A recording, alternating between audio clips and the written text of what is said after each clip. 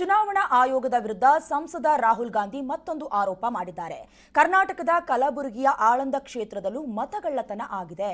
BJP ನಾಯಕರು ಮತದಾರರ ಹೆಸರನ್ನ ಡಿಲೀಟ್ ಮಾಡಿಸಿದ್ದಾರೆ ಅಂತ ಗಂಭೀರವಾಗಿ ಆರೋಪಿಸಿದ್ದಾರೆ. ಇದಕ್ಕೆ ಚುನಾವಣಾ ಆಯೋಗ ಹೇಳಿದ್ದೇನು ನೀವೇ ನೋಡಿ.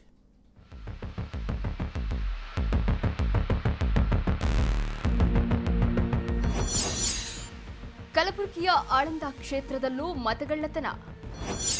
ದೆಹಲಿಯ ಇಂದಿರಾ ಭವನದಲ್ಲಿ ರಾಹುಲ್ ಆರೋಪ.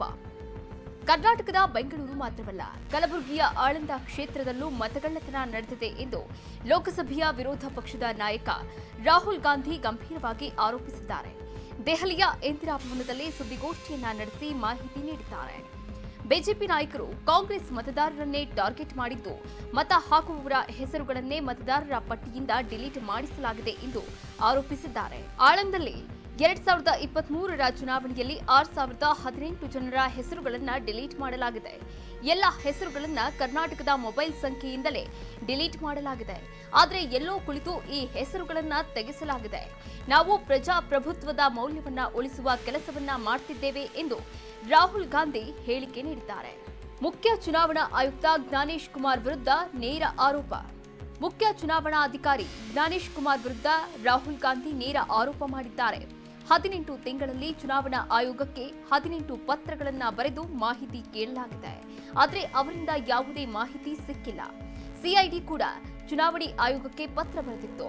ಫೆಬ್ರವರಿ 23ರಂದು ಎಫ್ಐಆರ್ ದಾಖಲಿಸಲಾಗಿತ್ತು. ಹಾಗಾದ್ರೆ ಇದೆಲ್ಲದರ ಹಿಂದೆ ಜ್ಞಾನೇಶ್ ಕುಮಾರ್ ಕೈವಾಡವಿದೆ ಎಂದು ಆರೋಪಿಸಿದ್ದಾರೆ. We don't know the total number of votes that were deleted in Anand in the 23 election. They are much higher than 6,018. But somebody got caught deleting 6,018 votes. And it was caught, like most crimes, by a coincidence. ಮತಗಳ್ಳತನ ಆಗಿರುವುದಕ್ಕೆ ಅಧಿಕೃತ ದಾಖಲೆಗಳಿವೆ. ಬಿಜೆಪಿಯವರೇ ಮತದಾರರ ಹೆಸರು delete ಮಾಡಿಸಿದ್ದಾರೆ ಎಂದು ಬೆಂಗಳೂರಿನಲ್ಲಿ ಸಚಿವ ಪ್ರಿಯಾಂಕ್ ಖರ್ಗೆ ಸ್ಫೋಟಕ ಹೇಳಿಕೆ ನೀಡಿದ್ದಾರೆ.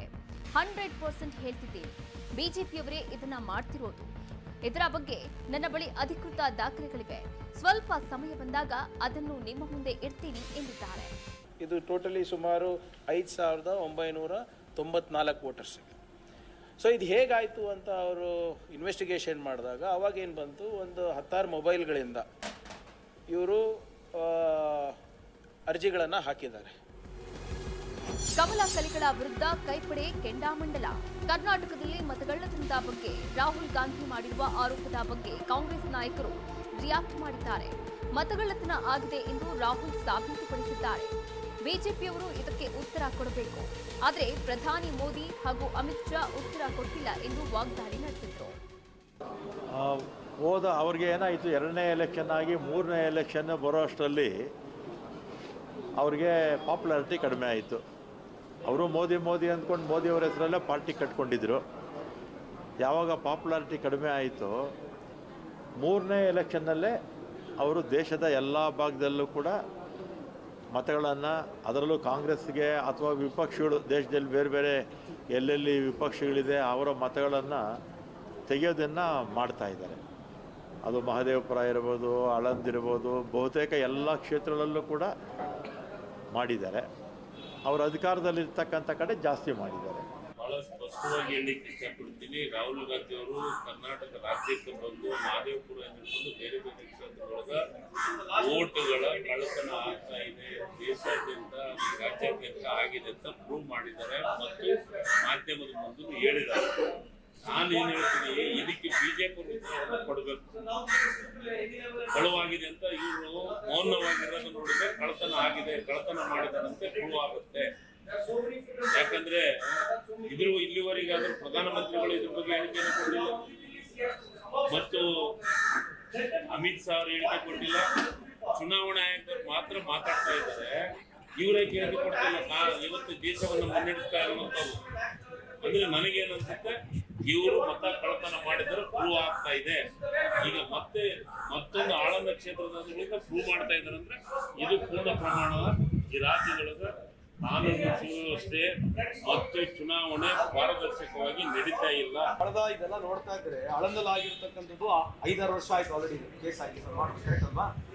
ಅವಾಗ SIT ಅವರು ಅದು ಅದ್ರ ಬಗ್ಗೆ continuation ಬರ್ತದೆ. ಎಲೆಕ್ಷನ್ ಕಮಿಷನರ್ಗೆ ಬಹಳಷ್ಟು ಪತ್ರಗಳನ್ನ ಬರೆದಿದ್ದಾರೆ, ಕೇಳಿದ್ದಾರೆ ಇದು ಯಾವ ರೀತಿ ಡಿಲೀಟ್ ಆಗಿದೆ, ಹೆಂಗ್ ಡಿಲೀಟ್ ಆಯ್ತು, ಏನ್ ಬೇಸಿಸ್ ಅಂದ್ರೆ ಅವ್ರು ಇಲ್ಲಿವರೆಗೆ ಉತ್ತರ ಕೊಡ್ತಾ ಇಲ್ಲ. So it shows on prima facie, I would like to stand on prima facie, ಮೇಲ್ನೋಟದಲ್ಲಿ ಎಲ್ಲಾ ಎಲೆಕ್ಷನ್ಗಳು ಈಗ ನೋಡಿ ಒರಿಸ್ಸಾದಲ್ಲಿ ಕೂಡ ಅದೇ ರೀತಿಯಾದಂತ ಒಂದು ಹೇಳ್ತಾ ಇದ್ದಾರೆ. ಅವರು ಯಾರು ಅವ್ರ ಅಲಯನ್ಸ್ ಪಾರ್ಟಿ ಅವರು ಇರ್ತಕ್ಕಂಥವ್ರು ಹೇಳ್ತಾ ಇದ್ದಾರೆ ಇವತ್ತು ಇಲ್ಲಿ ಕೂಡ ಫ್ರಾಡ್ ಆಗಿದೆ ಅಂತ ಹೇಳಿ. ಅದೇ ರೀತಿಯಾಗಿ ಬಹಳಷ್ಟು ರಾಜ್ಯಗಳಲ್ಲಿ ಇವನ್ ಇನ್ಕ್ಲೂಡಿಂಗ್ ಮಹಾರಾಷ್ಟ್ರ ಈ ಎಲೆಕ್ಷನ್ಗಳಿಗೆ ಹೇಳ್ತಕ್ಕಂಥದ್ದು ಒಂದು ತಂತ್ರ ಮಾಡಿದ್ದಾರೆ. ನಾನು ಯಾಕೆ ಹೇಳ್ತಾ ಇದ್ದೀನಿ ಮಾತು ಅಂತಂದ್ರೆ, ಬಿಹಾರ್ನಲ್ಲಿ 3 ಲಕ್ಷ ಮನೆಗಳಿಗೆ 0 ನಂಬರ್ ಕೊಟ್ಟಿದ್ದಾರೆ. ಒಂದಲ್ಲ, ಎರಡಲ್ಲ, ಮೂರಲ್ಲ, ಸಾವಿರ ಗಟ್ಟಲೆಲ್ಲ 3 ಲಕ್ಷ ಮನೆಗಳಿಗೆ 0 ನಂಬರ್ ಕೊಟ್ಟಿದ್ದಾರೆ. ಸೊ ಮೇಲ್ನೋಟದಲ್ಲಿ it's a fraud way of winning ಎಲೆಕ್ಷನ್ಸ್. ರಾಹುಲ್ ಆರೋಪ ತಳ್ಳಿ ಹಾಕಿದ ಚುನಾವಣಾ ಆಯೋಗ.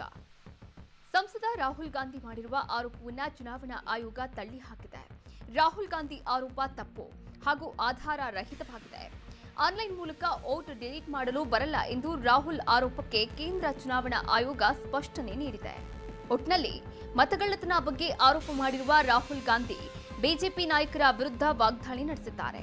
ಅಲ್ಲದೆ ಕಾಂಗ್ರೆಸ್ ನಾಯಕರು ಕಿಡಿಕಾರಿದ್ದು ರಾಗ ಆರೋಪಕ್ಕೆ ಕೇಸರಿ ಪಡೆ ಯಾವ ರೀತಿ ರಿಯಾಕ್ಷನ್ ಕೊಡುತ್ತೆ ಅನ್ನುವುದನ್ನ ಕಾದು ನೋಡಬೇಕಿದೆ. Varalakshmi L, news desk, Karnataka news beet.